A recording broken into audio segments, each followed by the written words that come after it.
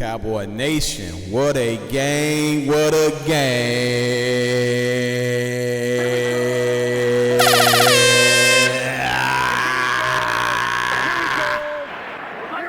That's my quarterback. I mean, Dak Prescott playing at an MVP type level right now, baby.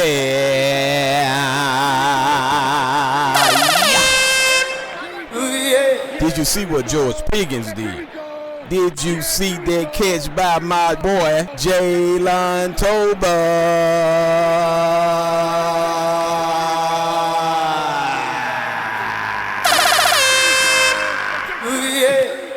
Not to mention the run game still looking good, baby. Listen, Cowboy Nation, I haven't seen a game this good in a long time, baby. Were you not entertained? Were you not entertained? Are you not entertained? Are you not entertained? Is this not why you are here? Welcome to the Gridiron Sports Podcast. I am your host, Majestic Sounds, baby. My God in heaven, what a game, what a game. Unfortunately, and I'm sure people are talking about this, unfortunately, it ended in a tie, 40-40. If the defense just had played a little better, our defense just been struggling all 4 games. Maybe game 1 it didn't look so bad. Just because we're playing a dual threat quarterback who rather runs versus throwing the ball. We, historically speaking, our defense still look bad. But outside of that, what a game. I mean, for us to score 40 points against a team that no one thought we could beat going into the game. So that says something about their defense as well. But it also says something about my quarterback. He's playing at an MVP level once again. He's fully healthy now, Cowboy Nation. Look what Dak Prescott is able to do when he is fully healthy. I don't care what you say. He is a top 5 quarterback when he's fully healthy. Arguably top 3. Come on, somebody. Cowboy Nation, y'all vouch for me on that. Top 3, top 5, who knows? He's up there, though, baby. He's playing at an MVP type level. I got to give a shout out to our wide receiver core. They did good. They caught the ball. It wasn't like in week 1 when they weren't catching the ball. So shout out to the wide receivers and the tight ends. And of course, Javonte continues to impress. Of course, Miles Sanders continues to impress. And Shotty, the play calling. I got to give Shotty his kudos for the play calling. He's really calling plays really good, Cowboy Nation. So I was thoroughly impressed. I really was. I have no complaints. I still have my reservations and caveats with the defense. Now, mind you that Trayvon Diggs did not start the game, but he ended up playing. He's still injured to a degree, in my humble opinion. Deron Bland played as well. He's still injured to a degree. We still got Josh Butler out.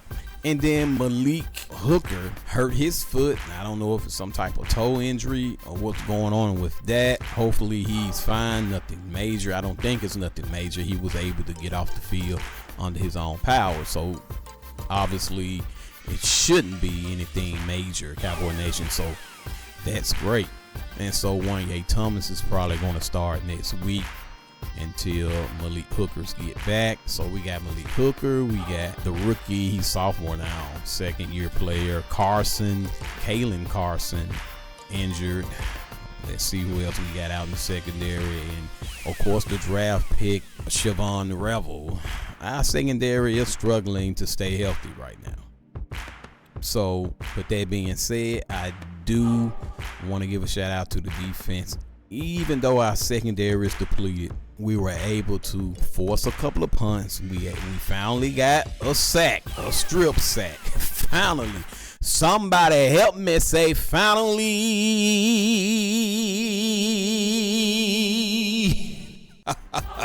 We finally get a play out of the defensive front line in this game. And I guess everyone is talking about this. So I do want to speak on it. And before I go to speak on it, the reason why I'm getting on so late, and I had plans to have a guest on, a Green Bay Packer fan, who has his own podcast, my homie G Money, he wasn't able to get with me in enough time to get an episode recorded. He had other pressing matters going on this week, so maybe later on in the week I'll be able to get with him. So Cowboy Nation, nevertheless, you know I'm gonna keep this thing rolling, baby. So Cowboy Nation, I'm not gonna be on here long. Let's go ahead and get started. I want to show y'all these numbers. Come on, let's go.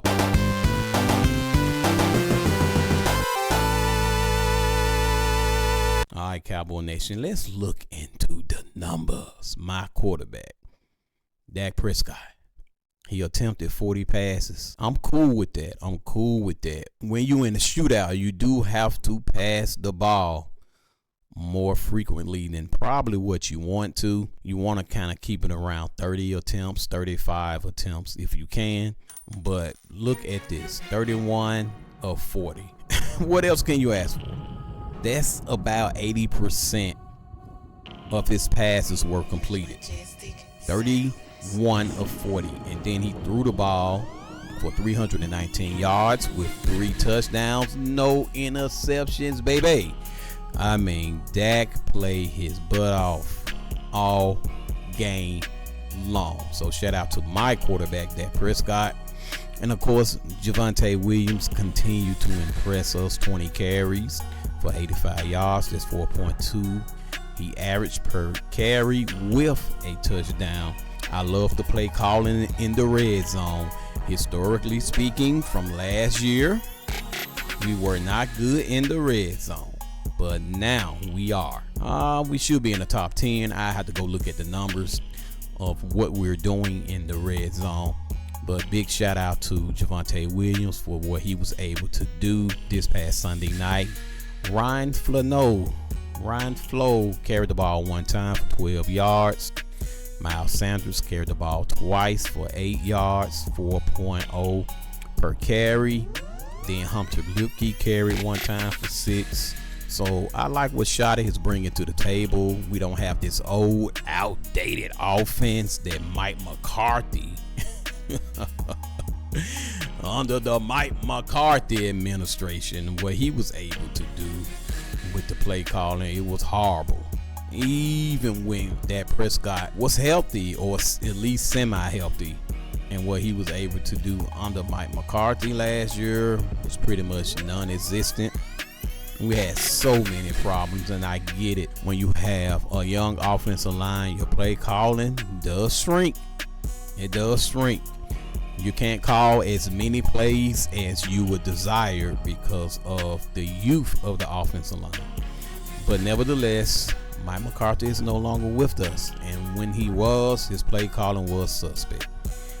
All right, so even Dak Prescott got a carry in and scored on his one carry for 2 yards and got a touchdown off of that.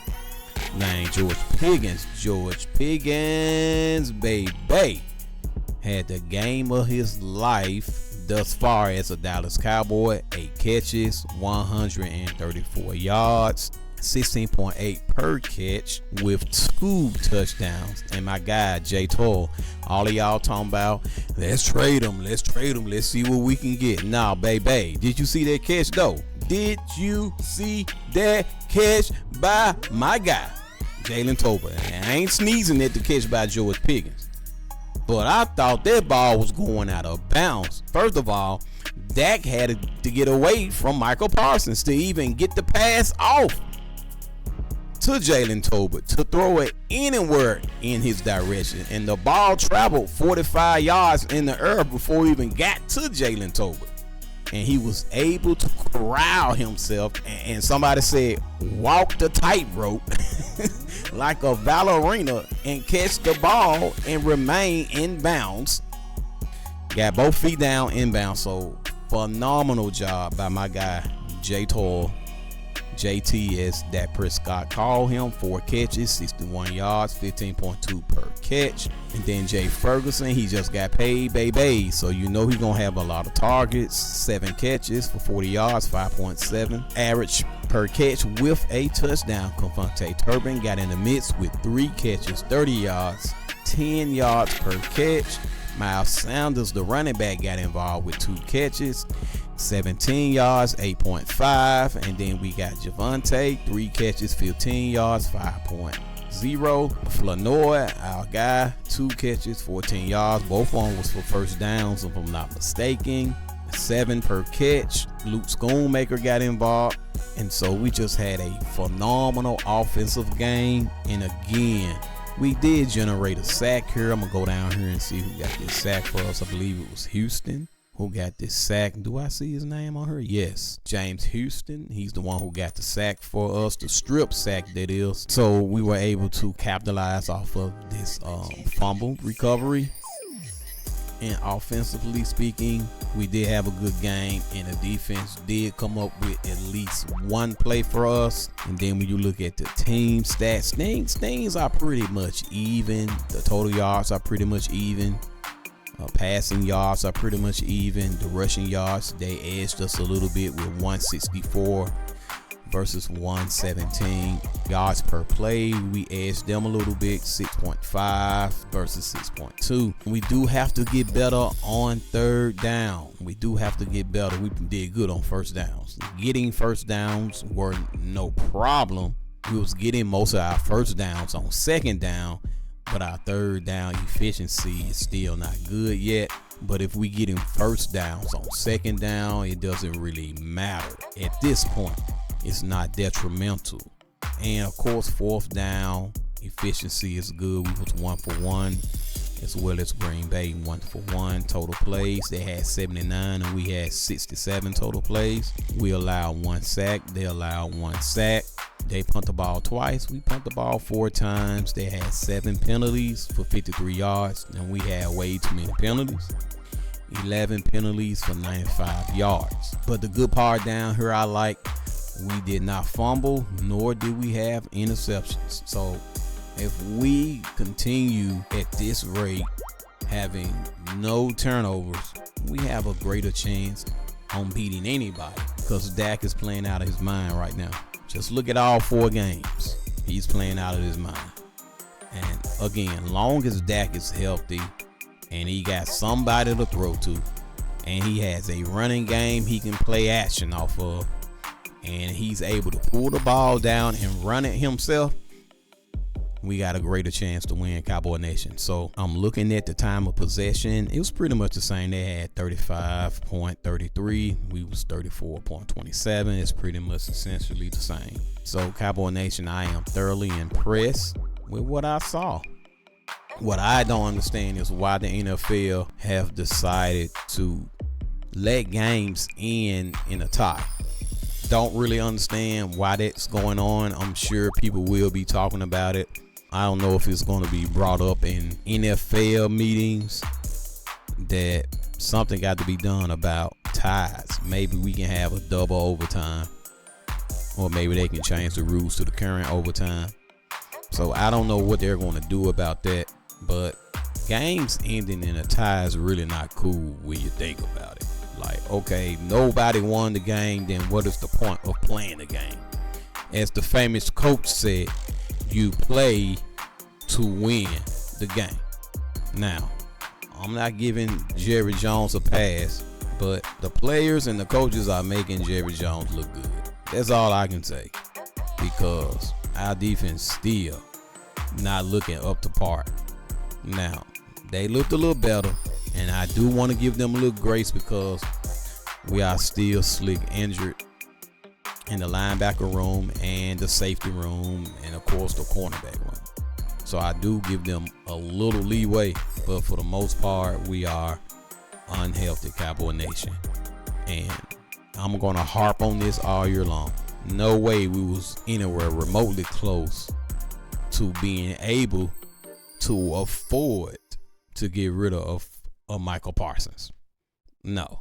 So that problem still looming over our head. But Clowney got pressure on Jordan Love. Once we start getting pressure on Jordan Love, things changed. It's just essential in the National Football League, Cowboy Nation. You got to have pressure on the quarterback. So we were able to do that in this game at least a few times. So I can live with it to a degree, but we got to do better. We got to do better in pass rushing. and we got to get healthy in the secondary. But overall, what a game. What a game. I would have paid, man, $100 or $200 to watch that. That was a great game. So, Cowboy Nation, I will be back on here probably with G Money later on this week. And I'm probably going to do an episode on the injury update as well. So, y'all make sure y'all stay tuned. All right, Cowboy Nation, that's my time. And I truly thank you for your time. Remember, give us the thumbs up. Share this content because sharing is caring. Share it with a neighbor. Share it with a friend. Share it with a coworker. Share it with a stranger. Share it with your significant other and even your enemy. And maybe, and just maybe, y'all might become cool after talking about the Dallas Cowboys. DC for life.